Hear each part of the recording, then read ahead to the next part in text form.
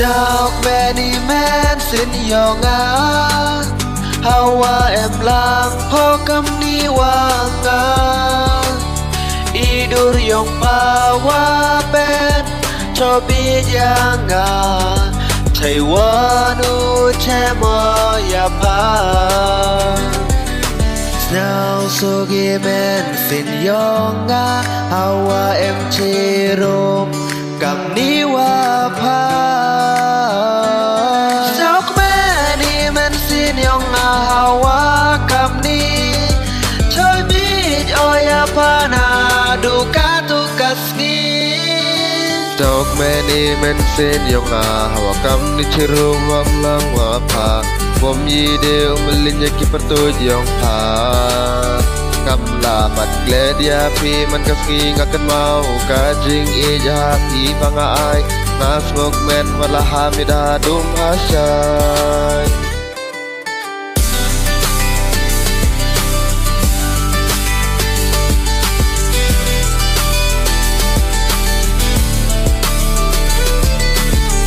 Pai trong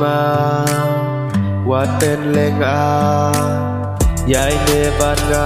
shirta ngala ijak hi ngala jedia hi ngani ne bat hi lenter kiski ngani ne bat hi ngani ne bat hi ngani ne bat hi lenter kiski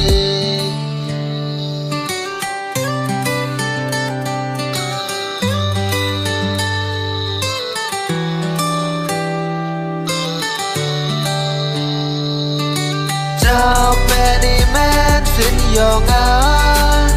Hawa em lang po kam ni wa nga Idur yong pawa pen cho bi ya nga Thầy wa nu che mo ya pa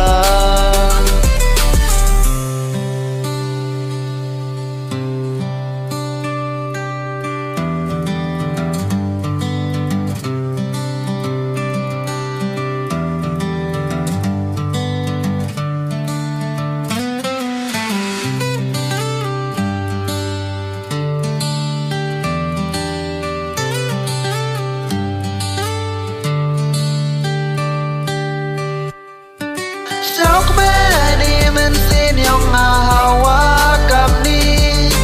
Choi bit oya pana duka tukas ni